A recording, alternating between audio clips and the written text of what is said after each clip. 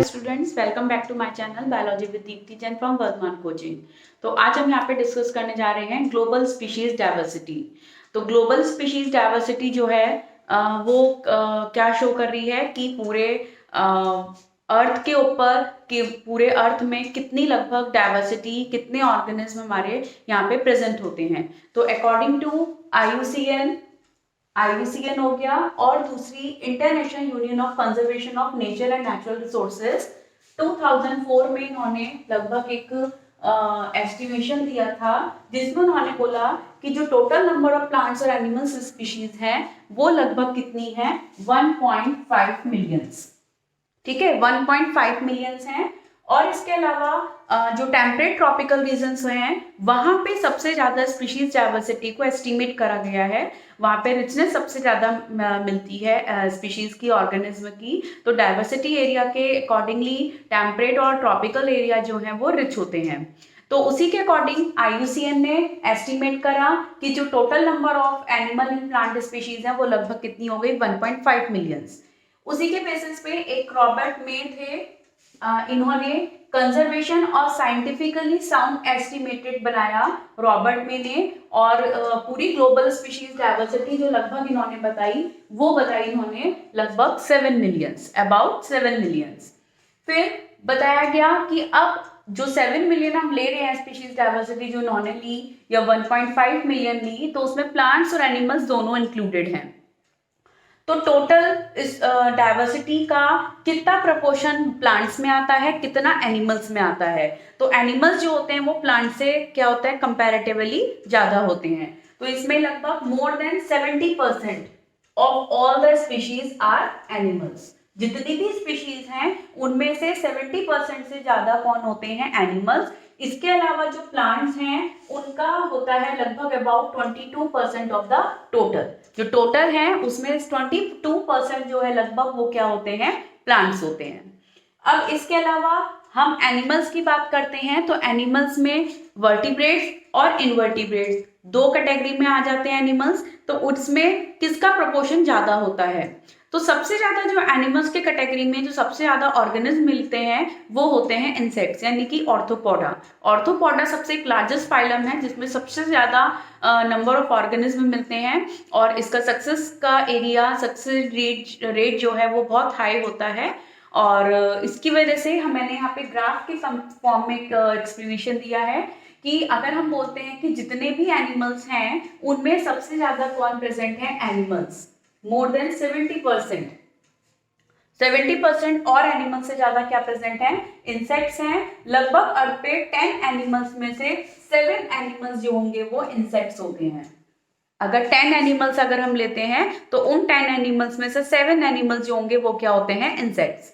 तो ये देखिए मैंने इनवर्टिब्रेट का पाई चार्ट, पाई ग्राफ बनाया है, जिसमें कि आप देखिए लार्ज प्रोपोर्शन में क्या आ गया, इंसेक्ट। ठीक है, उसके ये रेड कलर से जो शो हो रहा है ये अदर एनिमल्स ग्रुप हो गए, बाकी का एनिमल ग्रुप हो गया। और इसके अलावा ये ब्लैक वाला हो गया क्रस्टेशियंस, और ये हो गए मोलस्का, क्योंकि सेकंड लार्जेस्ट फाइलम कौन होता है, मोलस्का। तो ऑर्थोपोडा के बाद लार्जेस्ट फाइलम सेकंड कौन है, मोलस्का। तो फर्स्ट लार्जेस्ट फाइलम इंसेक्ट, सबसे ज्यादा प्रोपोर्शन इंसेक्ट्स का मिल रहा है। ये हुआ इनवर्टिब्रेट्स में। वर्टिब्रेट्स के अंदर लगभग जितने एनिमल्स हैं उसमें से हाफ प्रोपोर्शन हो गया फिशेस का। और फिशेस के अलावा जो 4 क्लासेस हैं वो आ गई एम्फीबियंस, रेप्टाइल, बर्ड्स और मैमल। तो एम्फीबियंस और मैमल्स का लगभग सेम प्रोपोर्शन है, और बर्ड्स और रेप्टाइल्स का सेम। तो बर्ड्स और reptiles comparison to mammal and amphibians ज्यादा मिलते हैं। ठीक है, तो ये इस ग्राफ से क्लियर हुआ। इसी तरह से हम प्लांट्स में देखते हैं, तो प्लांट्स में सबसे ज्यादा जो मिलते हैं वो होते हैं फंगस और एंजियोस्पर्म्स। एंजियोस्पर्म्स और फंगस लगभग सेम प्रोपोर्शन में फॉर्म्ड होते हैं, सेम प्रोपोर्शन में मिलते हैं। उसी तरीके से यहाँ पे हम देखेंगे मॉसेस यानी कि ब्रायोफाइट्स आ गए, ब्रायोफाइट्स और फर्न्स यानी कि टेरिडोफाइट्स, वो लगभग सेम प्रोपोर्शन में है। उसी तरीके से यहाँ एल्गी और लाइकेन। तो एल्गी जो है फर्स्ट बोल सकते हो, या मतलब सबसे प्रिमिटिव प्लांट्स होते हैं एल्गी, जो इससे फर्न्स और मॉसेस से ज्यादा कंपैरेटिवली मिल रहे हैं। और इनके साथ लाइकेन है जिसका की प्रोपोर्शन एल्गी से कम है। तो सबसे ज्यादा इसमें जो मिलने वाले ऑर्गेनिज्म है वो कौन है, फंगस और एंजियोस्पर्म।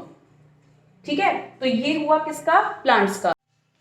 तो अब हम यहाँ पे देखते हैं कि अभी हमने जो ग्राफ देखे उसमें हमने सिर्फ प्लांट्स और एनिमल्स को काउंट करा, उसका एस्टिमेशन देखा, लेकिन हम प्रोकैरियोटिक यानी कि माइक्रोब्स का, बैक्टीरिया का, उनका एस्टिमेशन काउंट नहीं कर पाते हैं, उनका एस्टिमेशन बहुत इजीली नहीं हो पाता, क्योंकि उनको कन्वेंशनल टेक्सोनॉमिक मेथड के थ्रू उसको आइडेंटिफाई करने में प्रॉब्लम होती है, या कुछ स्पीशीज होती हैं जिनको कि हम लोग लैब में कल्चर भी नहीं कर सकते, जिसकी वजह से उनका एस्टिमेशन करना बहुत मुश्किल होता है, बहुत टफ होता है। उसके अलावा इंडिया में जो है लगभग 2.4% ऑफ वर्ल्ड्स का लैंड एरिया प्रेजेंट है, 8.1% यहाँ पे ग्लोबल स्पीशीज डाइवर्सिटी है। इसी वजह से 12 मेगा डाइवर्सिटी कंट्री में से हमारा इंडिया एक 12 मेगा डाइवर्सिटी में से काउंट होता है। क्यों होता है? इसी रीजन की वजह से, क्योंकि यहाँ पे लैंड एरिया 2.4% है और टोटल ग्लोबल डाइवर्सिटी कितनी है इस पे 8.1%। और इसके अलावा यहाँ पे नियरली जो अब तक मतलब यहाँ पे 45,000 प्लांट्स प्रेजेंट है और उसका जस्ट डबल्स क्या प्रेजेंट है, एनिमल्स। और इसके अलावा एस्टिमेशन जो करा गया है, more than 1 lakh plant species हैं, more than 3 lakh animal species जो कि अब तक डिस्क्राइब हो चुकी हैं और इवेल्युएट हो चुकी हैं। तो ये यहाँ पे थी ग्लोबल स्पीशीज डाइवर्सिटी। तो अब हम यहाँ पे लेते हैं importance of species diversity to the ecosystem. Ecosystem में स्पीशीज डाइवर्सिटी की क्या इंपॉर्टेंस होती है? तो साइंटिस्ट है डेविड टिलमैन, जिन्होंने की एक्सप्लेन करा या जो देखा कि जो कम्युनिटी है जिसमें कि ज़्यादा स्पीशीज होती हैं वो क्या करती हैं, स्टेबल होती हैं then those with the less species. अगर किसी कम्युनिटी के अंदर कम स्पीशीज हैं तो वो कम स्टेबल होता है, लेकिन जिस कम्युनिटी के अंदर ज़्यादा स्पीशीज होंगी वो ज़्यादा स्टेबल होता है comparison to less species community. तो ये किसने कंफर्म करा? डेविड टिलमैन ने। तो डेविड टिलमैन ने किसी भी कम्युनिटी में अगर हम देखते हैं कि स्टेबिलिटी किस तरीके से आती है, तो स्टेबिलिटी जो आती है, जितनी ज़्यादा स्पीशीज होती हैं, स्पीशीज जितनी ज़्यादा होंगी उतनी ज़्यादा स्टेबिलिटी होती है, वो एक स्टेबल कम्युनिटी की तरफ क्या होता है, इंक्रीज होता है। ठीक है, अब उसमें वेरिएशंस क्रिएट होती हैं या नहीं होती हैं, वेरिएशंस आती हैं और न्यू स्पीशीज का फॉर्मेशन होता है, तो जिससे वो आगे की तरफ एक स्टेप स्टेबिलिटी की तरफ बढ़ता है। तो उसी की तरह से हम यहाँ पे कैरेक्टरिस्टिक देखते हैं कि अगर स्टेबिलिटी है तो वहां पे प्रोडक्टिविटी इंक्रीज होती है ना। ईयर टू ईयर क्या होता है, ये productivity should not very too much from year two year. तो ये जरूरी नहीं है कि हर ईयर टू ईयर क्या हो, प्रोडक्टिविटी क्या होनी चाहिए, इंक्रीज होनी चाहिए। तो किसी भी कम्युनिटी के अंदर, स्टेबल कम्युनिटी के अंदर वेरिएशंस और प्रोडक्टिविटी क्या जरूरी नहीं है कि वो शो हो के हर ईयर क्या हो, वो इंक्रीज हो।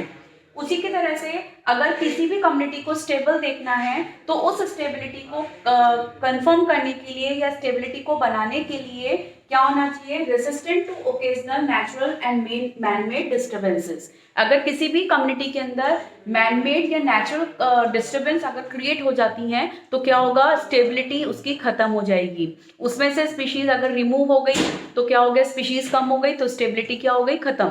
कोई भी नेचुरल कैलेमिटी अगर आती है, स्टॉर्म्स आते हैं, फ्लड्स आती हैं या ड्रॉट पड़ता है, तो उसमें स्पीशीज का लॉस होता है और स्पीशीज के लॉस होने से किसी भी कम्युनिटी की स्टेबिलिटी डिस्टर्ब हो जाती है।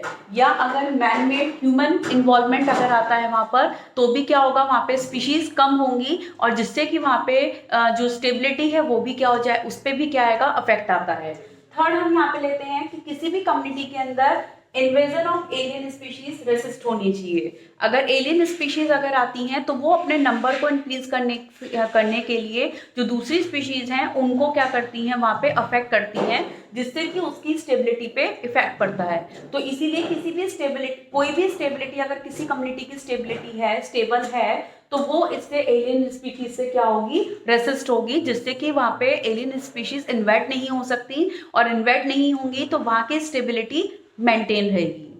तो यहाँ पे एक हाइपोथेसिस दी गई थी, रिवेट पॉपेट हाइपोथेसिस, जिन्होंने की इकोसिस्टम को, स्पीशीज डाइवर्सिटी को क्या करा था, इंपॉर्टेंस बताई थी। और ये दी थी इन्होंने पॉल एक्रिच ने। ये स्टैनफोर्ड वो थे, साइंटिस्ट थे स्टैनफोर्ड के, स्टैनफोर्ड इकोलॉजिस्ट हैं पॉल एक्रिच। तो इन्होंने जो पूरे इकोसिस्टम को जो अज्यूम करा, वो अज्यूम करा एक एयरप्लेन से। कि पूरा जो इकोसिस्टम है वो एक एयरप्लेन है और उनमें जो स्पीशीज हैं, क्योंकि इकोसिस्टम जो है वो किससे मिलके बन रहा है, स्पीशीज से मिलके बन रहा है। तो एयरप्लेन में जो भी मतलब जो स्पीशीज हैं वो किससे कंपैरिजन करी उन्होंने, रिवेट से, कि रिवेट्स उनको जितने भी पार्ट्स हैं एयरप्लेन के उसको कौन जोड़ रहा है, रिवेट्स जोड़ रहा है, और वो रिवेट्स कौन है, स्पीशीज। यानी कि इकोसिस्टम के अंदर जो भी पार्ट्स हैं या इकोसिस्टम का जो भी पार्ट है वो कौन उसको ज्वाइन करती हैं, स्पीशीज ज्वाइन करती हैं, तो इसलिए स्पीशीज को कंपेयर करा गया रिवेट से। तो रिवेट्स क्योंकि एयरप्लेन के पार्ट्स को क्या कर रहा है, ज्वाइन कर रहा है। अब अगर पैसेंजर जो है रिवेट्स को क्या करें, मतलब उसके अंदर कुछ चेंजेस लाएं या कुछ करें, तो वो स्पीशीज एक्सटेंशन की तरफ मूव करता है, लेकिन इनिशियल स्टेज में कोई भी उस पे जो फ्लाइट सेफ्टी पे इनिशियली कोई भी अफेक्ट नहीं आता। ठीक है, कोई भी अफेक्ट नहीं करता वो। धीरे धीरे क्या होगा, अगर हम लोग किसी भी कम्युनिटी, किसी भी इकोसिस्टम के अंदर स्पीशीज के साथ उसमें से कम या ज्यादा करेंगे तो वहां पे उस पर कोई इफेक्ट नहीं आता इतना, लेकिन जब एक वहां से स्पीशीज बहुत जल्दी जल्दी रिमूव होती चली जाए तो क्या होगा, इकोसिस्टम पे इफेक्ट आना स्टार्ट हो जाता है। तो वही चीज हम इस नॉलेज में बताया कि अगर हम इनिशियली स्टेज पर किसी भी रिवेट के साथ कोई भी उसमें पैसेंजर करता है तो वो एक्सटेंशन की तरफ रिजल्ट जाता है, एक्सटेंड होने के लिए स्पीशीज एक्सटेंशन को प्रमोट करता है, तो जिससे कि इनिशियल स्टेज पे कोई भी इफेक्ट नहीं आएगा और वो प्रॉपरली इकोसिस्टम फंक्शन करता रहेगा। बट अगर उसमें से क्या कर दिया जाए, रिवेट्स को रिमूव कर दिया जाए, यानी कि अगर हम इकोसिस्टम में से स्पीशीज को रिमूव कर देते हैं तो क्या होगा, इकोसिस्टम पूरा डिस्टर्ब हो जाएगा। वो किस पे चला जाएगा, एक एक्सटेंशन स्टेट पे चला जाएगा, एंडेंजर्ड जोन में चला जाएगा। तो यानी कि इकोसिस्टम के खत्म होने के चांसेस क्या हो जाएंगे, इंक्रीज। तो रिवेट्स के ज्यादा से ज्यादा क्या होने से, रिमूव होने से प्लेन क्या हो जाएगा, डेंजर जोन में चला जाएगा, और जिससे कि वो क्या हो जाएगा, वीक पड़ जाएगा। उससे धीरे धीरे उसके पार्ट्स क्या हो जाएंगे, अलग अलग हो सकते हैं, उसकी विंडो है, सीट है, मतलब फ्लाइट सेफ्टी क्या हो जाएगी, डेंजर हो जाएगी। तो जिसकी वजह से पूरा प्लेन एक डेंजर जोन में चला गया और उस पर फ्लाई करना सेफ नहीं है।